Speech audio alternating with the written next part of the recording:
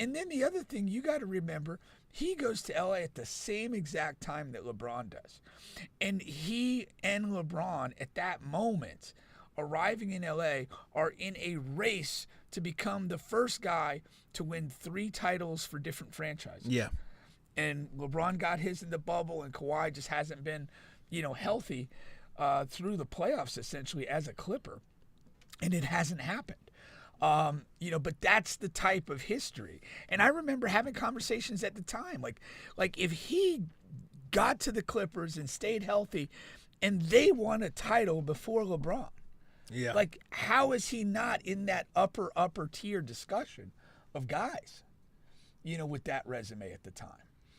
And who knows if they win a title and he doesn't get hurt, do they get a second one and now he's got 4 and, LeBron's got 4, and all that, all of that. I mean, so you're absolutely right. I mean, he's one of those, tremendous what if guys that we have to look at.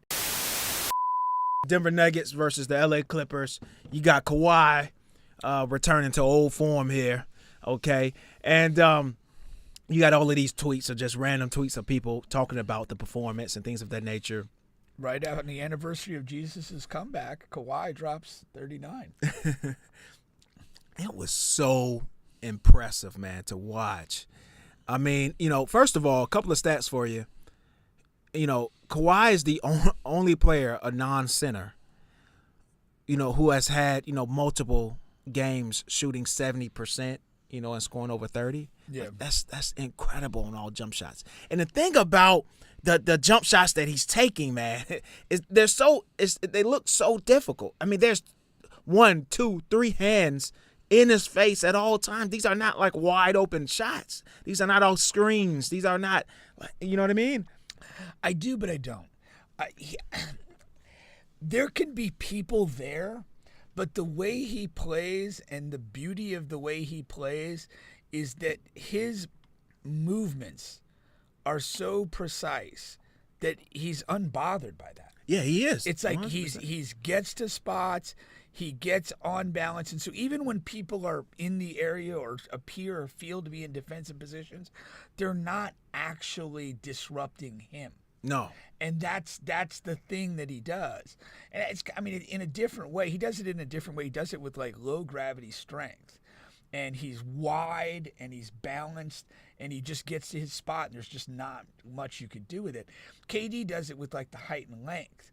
But the reality is both of those guys have an incredible capacity to play unbothered in what appears to be closely guarded situations. Yeah. And it's just so funny watching him. And another takeaway that I had from it is, I was watching actually, it's funny you mentioned Bill Simmons earlier. I was watching Bill Simmons today. Yeah. And both guys on there were saying, how, the height of Kawhi, the prime Kawhi, there was about a 4-year stretch. It's like, okay, if you just take that guy and compare him to the other greats, like where do you land? Because Kawhi, and another thing they were saying is he's one of the biggest what ifs in the history of the NBA because, what if Zaza doesn't like completely tear his knee to shit? And that's what has kind of, sparred all of this up to date. Yeah. Where would he land? Because he was on such a incredible pace. And I always say this too about Kawhi. He's the most impressive defender that I've ever seen. Like that I've watched from game to game. And that's excluding, I know guys say that Jordan and was a great defender. I know that Pippen was a great defender, all of that. Dennis. I didn't watch them from game to game. Just talking about from what I've seen, in this era, and I'll take the 2000s, like he's the most impressive defender I've ever seen. I always go back to that the playoff series with us, the Spurs and the Heat, was it? And Kawhi's checking in. I've said this a billion times. And Kawhi's checking in, and LeBron's like, "Oh shit!" Yeah, like that's striking fear. That's fear. That's like, oh god damn, I don't want this man guarding me. Yeah, you know what I mean? Like he was a fucking monster on defense. And then Kawhi couldn't score when he came out of college. He couldn't fucking score. He couldn't shoot. He was a rebounder and a trash man. That's how he got his points. He was a rebounder and a trash man and a defender, a lockdown defender. How did he fucking turn himself into this? Hard work. And again, it's not. I mean, I'm not a huge Kawhi guy. I'm generally not entertained watching him play. But part of that is like the hard work. Is he methodically ground out a hyper efficient offensive game, and it's not particularly fun to watch. He gets exactly the spots that he wants to get to. He gets there on balance, and he releases the shots that he wants. If you're smaller, which a lot of guys are, he'll bully you wherever the hell he wants to bully you. Because he's so strong. He's incredibly strong. But it's just mechanically efficient. But what he did, like he built it, because he didn't come in shooting it great. He didn't come in with a lot of offensive moves or anything like that. And when you watch him, it's not like a fluid, just instinctive thing.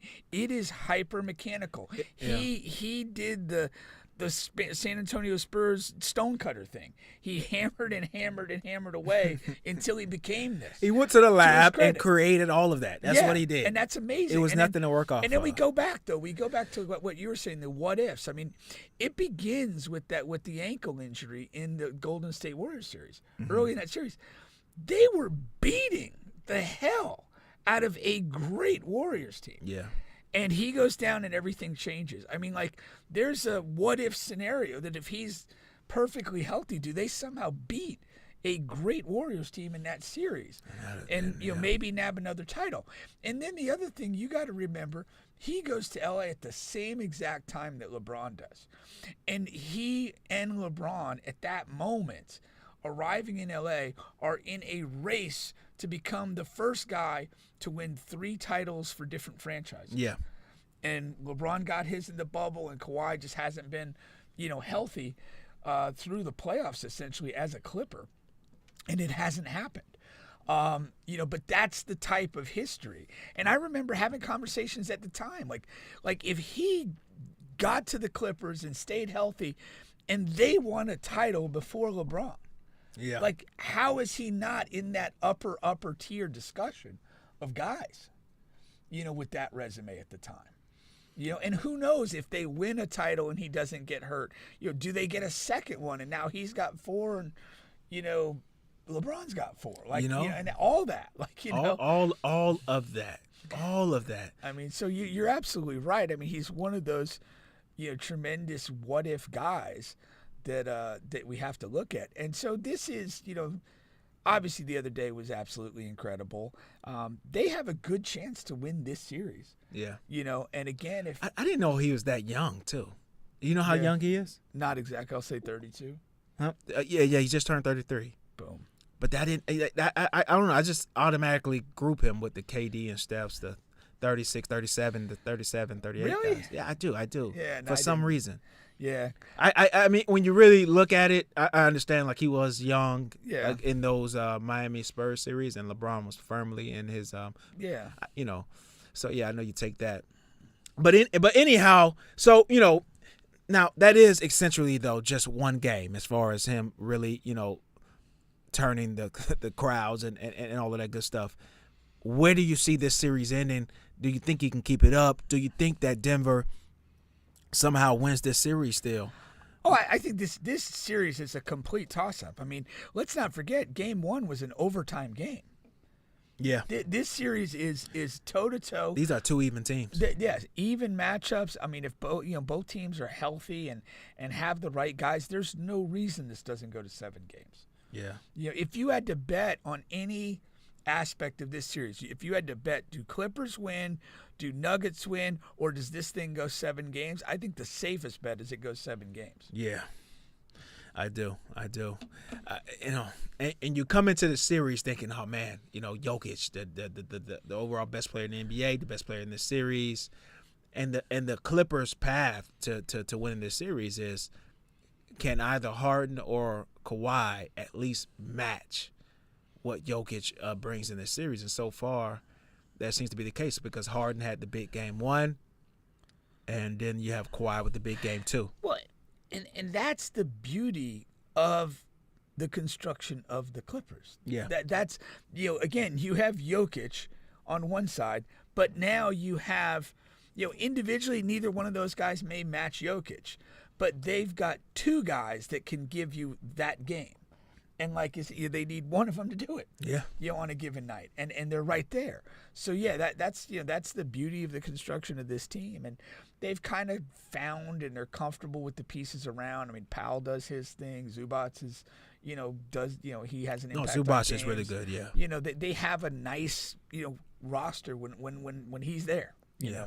It all kind of works, and they've got these 2 great players that can take over offensively. I am in absolute love with the Clippers front office. Yeah. I just fucking love when guys are smart. You have a Clippers team who was injured and hurt the season prior, right? And you roll into the offseason with Kawhi and Paul George as free agents, and they tell both guys, hey, we want both of you guys back, but this is the number. This is the number. Kawhi, you've been hurt. You're our guy, but you have been hurt. We can't give you the super max. This is what we believe. Paul George. Yes, when Kawhi was out, you held it down and you did well, but this is the number. Paul George felt like I'm worth a super max and I can get that more, and bless his heart, he did. He found a sucker. That sucker just happened to be my team. But, bless his heart, he got that. But shout out to the Clippers for this is the number. If you don't like it, you can go elsewhere, and that's fine. We'll be all right. Yeah. There will be life tomorrow. Well, I mean, I've said this a lot. You can't build a team out of fear. No. You can't. If you're the Hawks, you can't fear, how are we going to sell tickets without Trey? Right. This is our number. You're not worth a supermax. You're not Jokic. You're not fucking LeBron. You're not Anthony Edwards. This is the number. It's okay. We'll live. Yeah. You know what I mean? And so I love the Clippers front office for doing that now, and I hope it spurns to other organizations. Yeah. All right.